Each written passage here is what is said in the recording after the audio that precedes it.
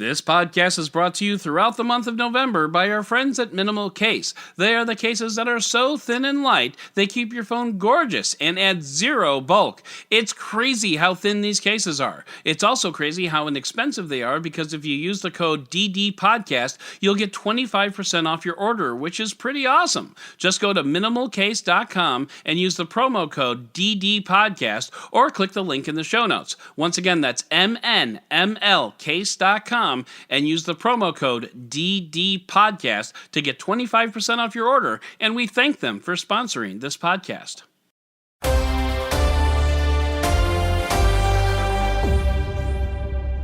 Good morning, Digit fam. Adam Doud here, back behind the mic, and let me tell y'all something. Yesterday was weird. I woke up and I had nothing to do. I mean, I had things to do, but no newsletter. So freaky. Let's just make sure that never happens again, right? I mean, except for, weekends and major holidays for sure. But for now, it is November 5th, 2019, and this is your Digit Daily. Last month, we got all new hardware from Microsoft, including a very much anticipated ARM edition of the Surface tablet called the Surface Pro X. And here's the sexy part. It's all black and beautifully designed, plus the ARM processor ensures LTE connectivity and much longer battery life. At least that's how it's supposed to work on paper. On paper? On screen? Anyway, there's probably a metaphor in there somewhere. The big seller here is the battery life, but then we arrive at The Verge's headline, Heartbreaker, followed by Engadget, gorgeous hardware marred by buggy software, followed by CNET, a Surface evolution, but the software hasn't caught up yet, followed by Gizmodo. Microsoft Surface Pro X goes full Batman, and yeah, you betcha! Since I love exploring the depths of different actors playing the same characters, let's pull out a paragraph from this intro. Quote, okay, I know that might seem like a bit of a stretch. After all, there's a lot of different Batmen to choose from. Are we talking Adam West's Batman from the 60s, Ben Affleck's Batman from a DC universe, or even Kevin Conroy's Batman from the animated series? For the Surface Pro X, we're really looking at something closer to Christian Bale's Batman from the Dark Knight trilogy, specifically the Batman of The Dark Knight Rises. It looks great, has lots of style, and feels like it's trying to do way too much and not entirely succeeding.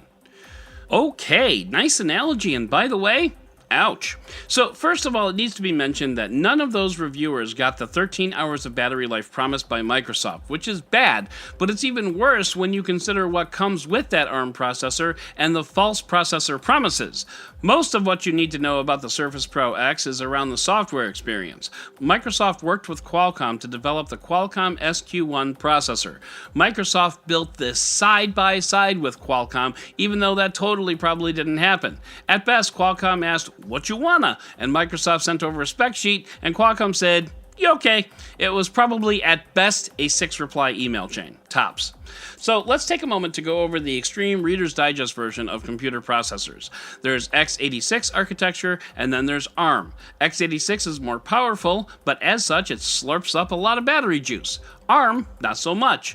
The key difference here, as far as most users are concerned, is that applications need to be compiled for one or the other. They need to be designed for one or the other. So Microsoft built a lot of its apps and operating system for ARM architecture for this specific device. You know who didn't do that?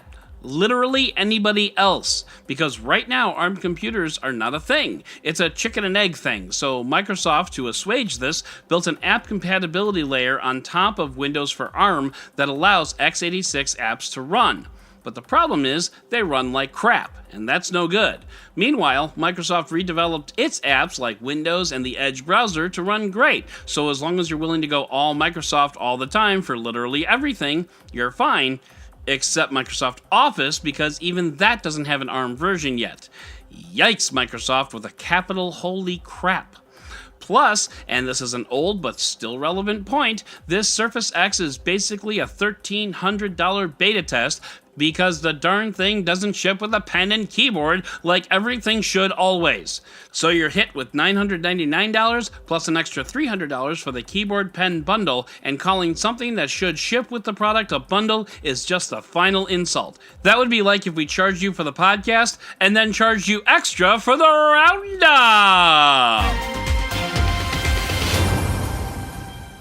Programming note, we're not charging you for the podcast. Don't panic. As promised, I waited to pass judgment on the AirPods Pro until the SoundGuys got a hold of them. And hey, did you know the SoundGuys have a podcast? Link in the show notes. And side note, I had a lot of fun putting the latest one together.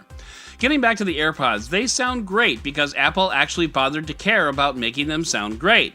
They still have a stupid-looking stem design, but now the stems are actually functional with a capacitive area that you can squeeze for playback control and Apple's new transparency mode. Honestly, these seem like so much of an upgrade that the original AirPods shouldn't even exist, which is funny because even before the AirPods Pro, the AirPods shouldn't have existed. Well, now Apple just needs to put that final nail into the coffin.